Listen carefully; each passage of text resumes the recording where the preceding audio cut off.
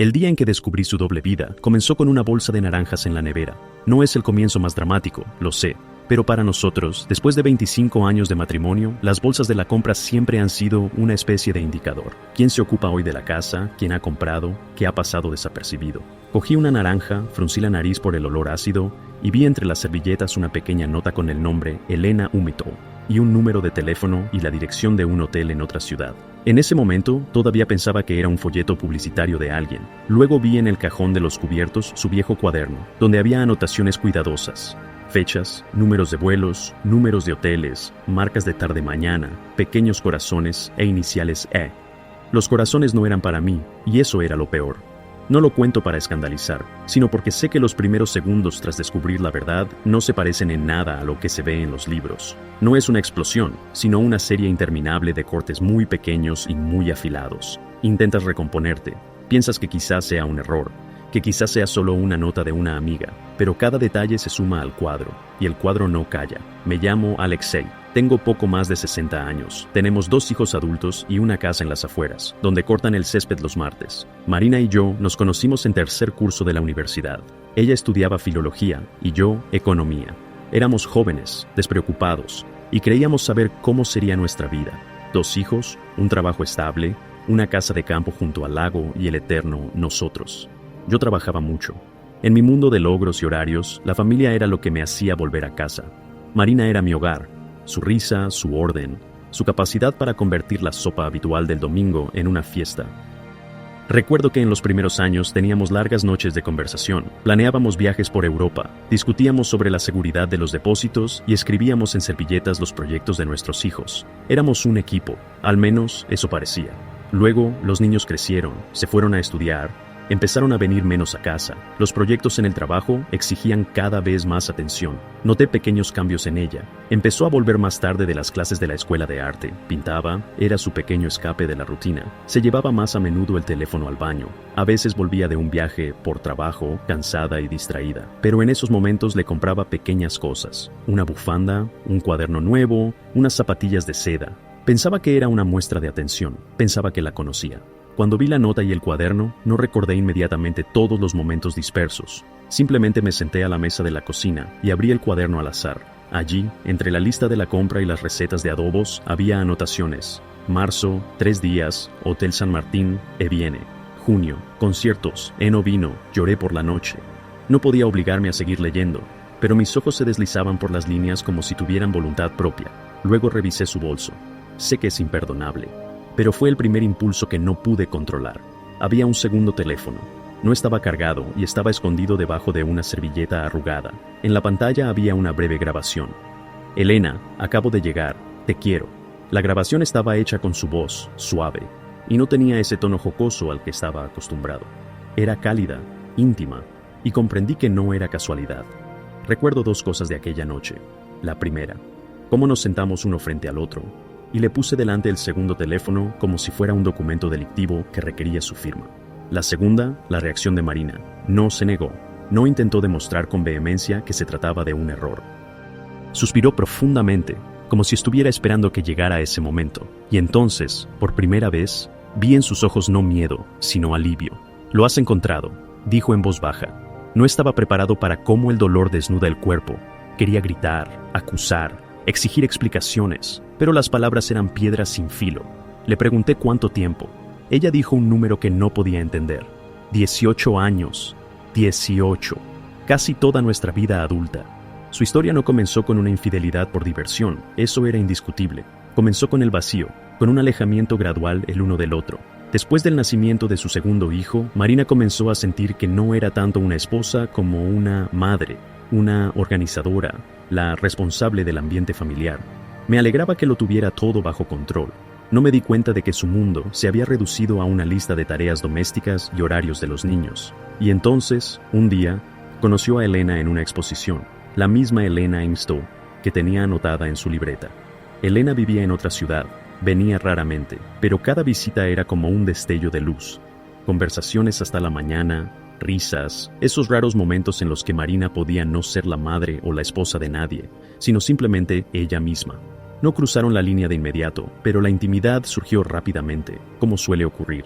No porque la chispa fuera fuerte, sino porque había muy pocas chispas en casa. Se escribían cartas, luego se llamaban por teléfono, luego se veían en hoteles. Tenían miedo de hacer declaraciones grandilocuentes, pero no se soltaban el uno al otro. Marina explicaba y sigue explicando, en conversaciones, en cartas, en largas pausas, que su elección no iba en mi contra, era en favor de ella misma, de esa parte que había perdido hacía mucho tiempo.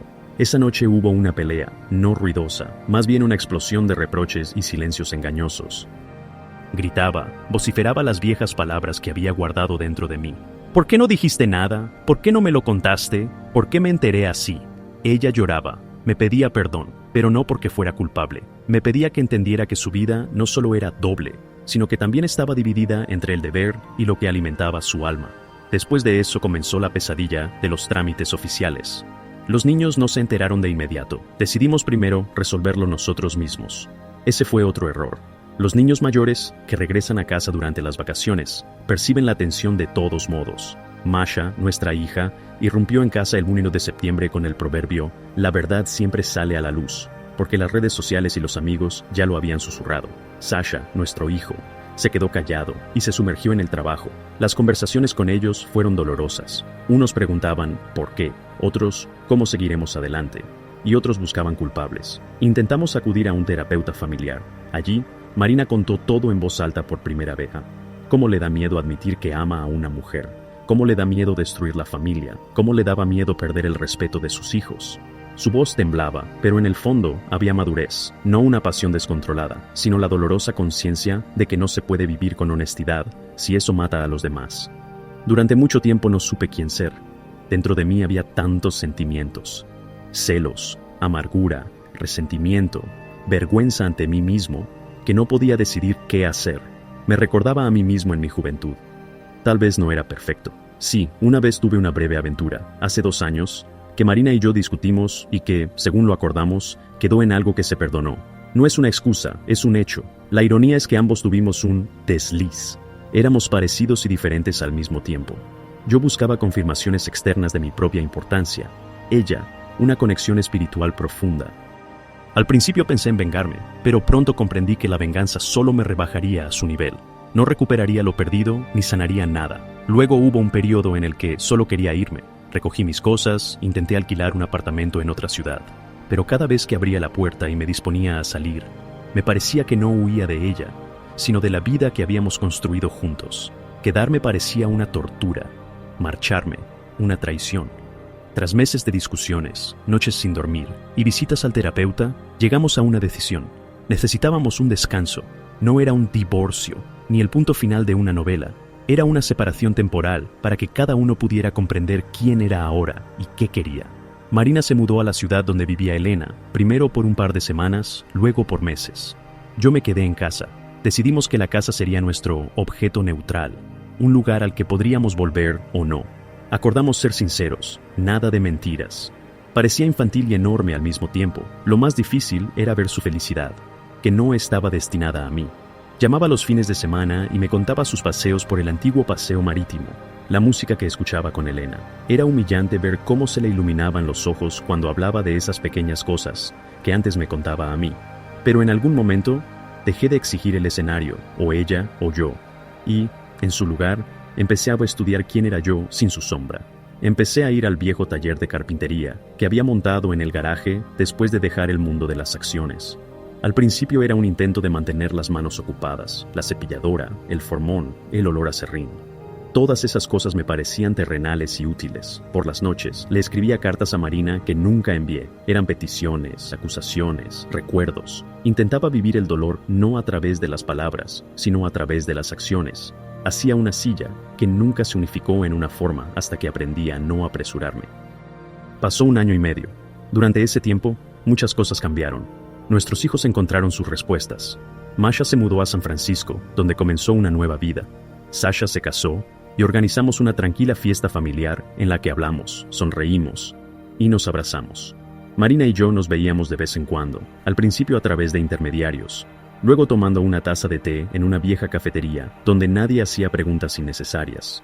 Esas reuniones eran extrañas, parecían citas y al mismo tiempo informes antes de un examen. Una vez, Marina vino con una carta de Elena. Era breve y sorprendentemente tranquila. En ella había una confesión. Elena estaba enferma. El diagnóstico era grave, pero no mortal de inmediato, más bien una sentencia a una calidad de vida reducida y a múltiples operaciones. Ella le pedía a Marina no tanto amor como presencia. Marina quería ayudar. Eso explicaba parte de sus viajes y noches en hoteles, semanas de ausencias en las que me parecía que simplemente llevaba una doble vida por placer. Sentí alivio y al mismo tiempo un profundo vacío. Alivio, porque en esta historia no solo había pasión, sino también la crueldad del destino. Vacío porque mi lugar volvía a estar cerca, pero no dentro. Entonces comprendí una cosa que cambió mi forma de entender muchas cosas. Cambiar no siempre tiene que ver con el sexo. La infidelidad a menudo tiene que ver con la búsqueda de lo que no tienes en casa. Reconocimiento, comprensión, aprobación, intimidad profunda. A veces, una persona busca eso en los brazos de otra persona. A veces, esa búsqueda es mortalmente peligrosa para quien se queda. Y a veces, quien se va por la izquierda no lo hace por maldad, sino simplemente por intentar respirar. Marina y yo cuidamos juntos de Elena. Fue una escuela de humanidad imposible. Mirábamos sus ojos enfermos, compartíamos las tareas y, curiosamente, aprendimos a escucharnos el uno al otro. Allí, junto a la cama de una mujer ajena a nosotros, a la que queríamos de diferentes maneras, por primera vez en muchos años fuimos sinceros sin miedo al juicio. Yo hablaba de mis celos, ella de su soledad. Yo lloraba por la imposibilidad de recuperar lo que se había ido, ella por el miedo a perder para siempre el respeto de sus hijos. Fue una forma de reconciliación. No acordamos volver al formato anterior, pero en esos meses surgió entre nosotros una nueva forma de respeto. Cuando Elena murió, esto sucedió 2 años después de que todo comenzara, la muerte fue despiadada y silenciosa. En el funeral, nos quedamos de pie uno al lado del otro, no cogidos de la mano, sino hombro con hombro. La gente susurraba. Algunos nos juzgaban, otros nos compadecían, pero nuestro mundo ya era diferente. Habíamos sobrevivido a la pérdida, no solo de Elena, sino también de la ilusión de que el amor era algo estático. El amor resultó ser vivificante y flexible, sobrevivía a los momentos y a las fronteras. Pasó otro medio año. Estábamos sentados en la terraza tomando té. Los árboles se preparaban para el otoño.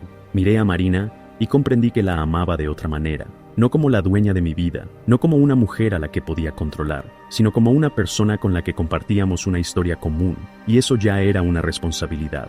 Hablamos sobre el divorcio y llegamos a la conclusión de que un papel oficial no cambiaría nada en los sentimientos que teníamos. Decidimos que viviríamos separados, pero nos reservamos el derecho de estar juntos en los momentos difíciles. Firmamos 2 documentos, una formalidad legal. Y seguimos siendo amigos, a veces amantes, pero más a menudo simplemente personas que comparten un pasado común. Esta decisión fue inesperada para los que nos rodeaban. Los vecinos pensaban que habíamos vuelto a estar juntos. Al principio, los niños no lo entendían, pero luego lo aceptaron, o al menos fingieron aceptarlo. La vida se simplificó en un pequeño pero importante aspecto. Desapareció la necesidad de fingir. Podíamos decir con sinceridad, hoy voy a casa de un amigo, hoy no quiero abrazos, hoy quiero estar solo. Y en ese espacio de honestidad y naturalidad, aprendimos a estar juntos sin la envidia que antes nos amargaba los días. Un par de años después, me ofrecieron un puesto en la comunidad local de veteranos. Empecé a dirigir un grupo de carpintería para otros hombres de mi edad. Allí conocí a mujeres y hombres de mi edad, divorciados, solteros, ocupados con sus nietos. Encontré compañía, pero también algo más. A veces, después de las clases magistrales, discutíamos no solo sobre técnica, sino también sobre la vida. Empecé a viajar. No para intentar huir, sino para ver el mundo a través de los ojos de una persona que aún es capaz de sorprenderse. A veces, a altas horas de la noche, cojo ese viejo cuaderno de Marina. Sus páginas ya no están llenas de notas ajenas, sino de las nuestras. Recetas, listas de tareas, notas sobre quién ha hecho qué en el jardín. No tiré los apuntes de Elena. Están en la última sección, cuidadosamente pegados como un fragmento de una historia ajena, pero importante. Llegué a la conclusión de que el pasado no es una carga, sino un museo. A veces quieres cerrar la puerta y no volver nunca más, pero otras veces hay que entrar, mirar, aprender la lección y seguir adelante. Muchos de mis amigos, especialmente los que vivían en matrimonios correctos, me preguntaban, ¿has perdonado? Yo respondo, perdonar es una palabra que rara vez es apropiada. El perdón es un acto que a menudo suena como una amnistía, pero en realidad es un proceso. No perdoné en un instante. Poco a poco aprendí a soportar el dolor, a enmarcarlo, de modo que dejara de dictar cada uno de mis pasos. Empecé a respetar la decisión de Marina, no porque fuera fácil, sino porque asumió las consecuencias con honestidad, sin intentar ocultarlas ni seguir mintiendo. El final siempre es complicado, porque la vida real rara vez tiene un final claro que satisfaga a todos. Pero si quieres saber cómo terminó todo, aquí tienes. Marina y yo vivimos cerca. Compartimos la misma creencia de que la honestidad es más importante que la comodidad. Rara vez discutimos, a veces nos abrazamos por las mañanas, a veces Marina viene a cenar a mi casa, a veces yo voy a la suya. Ambos hemos encontrado nuevas relaciones. Marina, una relación tranquila y profunda con una mujer de la escuela de arte. Yo, un amigo con el que construimos pajareras y nos reímos de nuestros propios fracasos. Y lo más inesperado, una tarde de primavera, estaba sentado en la terraza viendo cómo aparecían las estrellas, una tras otra, y comprendí que ya no quería controlar su vida. Quiero que sea plena, aunque yo no esté presente en todo. Eso es comprender que amar no siempre es estar cerca. A veces es dar libertad, aunque eso cause dolor. El amor no es consumo, sino respeto por lo que la persona se convierte. Si ahora alguien me preguntara qué me ha enseñado esta historia, le diría lo siguiente: el matrimonio no es un contrato, es un trabajo continuo y cambios inevitables. A veces, las personas encuentran en el otro aquellas partes que les faltan. A veces, esa búsqueda conduce a la destrucción, otras veces, a la redistribución. Pero lo más importante es no perder la humanidad. Saber escuchar, saber reconocer los propios errores y saber dejar ir. No cuento esto para daros una receta de cómo vivir.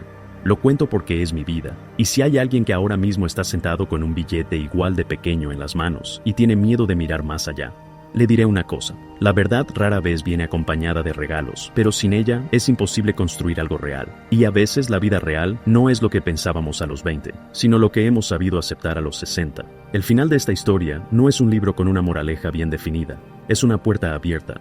No sé qué pasará después, pero sé que puedo volver a respirar profundamente. Y eso es suficiente.